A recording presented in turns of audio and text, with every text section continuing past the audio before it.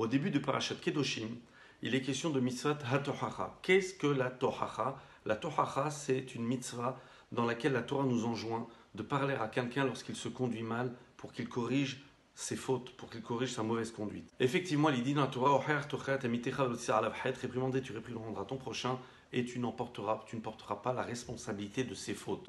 Pourquoi suis-je responsable des fautes de l'autre? Pourquoi devrais-je porter la faute d'un autre?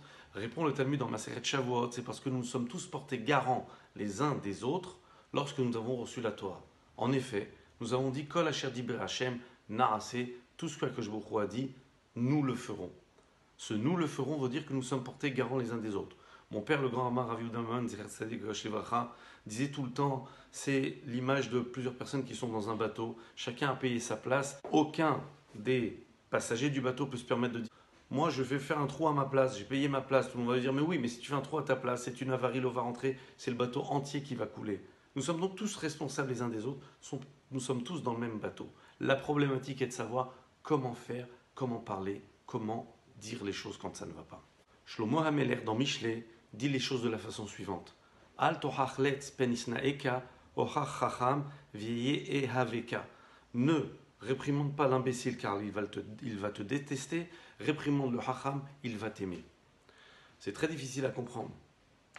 Parce que d'abord, ça voudrait dire qu'il y a un distinguo entre les gens. Or, nous savons que toutes les personnes sont bien, tout le monde a un bon fond, il faut aider tout le monde.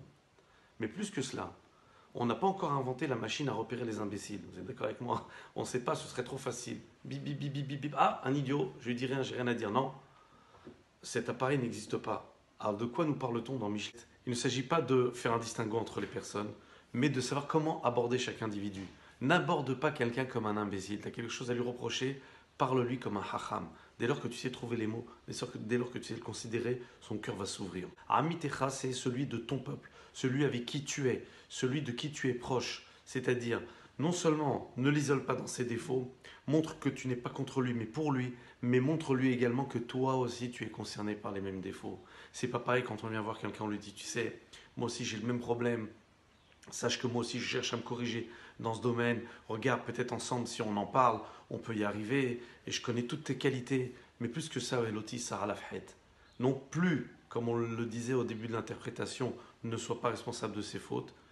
Mais surtout, Veloti Sarah Lafhet, ne commets pas une faute au moment où tu fais cette mitzvah de réprimande. Ne le vexe pas. Ne va pas l'atteindre dans sa dignité. Le Zohar Kadosh dans la paracha cette semaine dit quelque chose d'extraordinaire qu'on connaît très peu. Le Zohar dit la chose suivante. De la même manière qu'un homme est sanctionné et puni pour avoir dit une mauvaise parole, car Anisha begin milatava de la même manière, un homme est puni lorsqu'il a la possibilité de dire une bonne chose à quelqu'un, dire un encouragement à quelqu'un, dire quelque chose de positif à quelqu'un, il ne l'a pas dit. Ce n'est pas seulement sur les mauvaises choses qu'un homme est sanctionné, mais aussi sur les bonnes choses qu'il pouvait dire, l'encouragement qu'il pouvait amener. Donc dans cette mitzvah de tohacha, pour dire les choses de façon brève, Akadosh Baruch Hu, certes, souhaite que nous soyons garants les uns des autres parce que nous avons répondu Naaseh Venishma. Et effectivement, personne ne peut dire non, c'est pas ton problème, je vis ma vie comme je la vis, ne t'occupe pas de moi. Non, nous sommes tous co-responsables. Maintenant, comment dire les choses? Attraper une personne avec sagesse, le considérer comme quelqu'un d'intelligent, le considérer comme quelqu'un qui comprend les choses.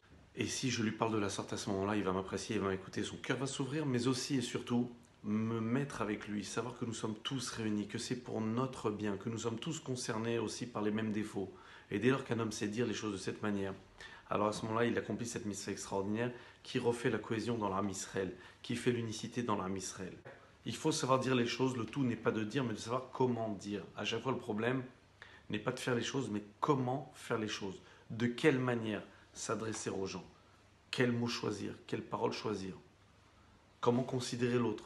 Lorsqu'on est en train de s'adresser à lui, il y a une façon de considérer. Réprimander, tu réprimandes ton prochain, mais être amitecha. Mets-toi avec lui, sois pour lui. Montre-lui que toi aussi tu es concerné par la chose. Veloti Sarah Lafhet, de sorte que tu ne le blesses pas, que tu ne lui fasses pas de peine. Shabbat Shalom et Volach.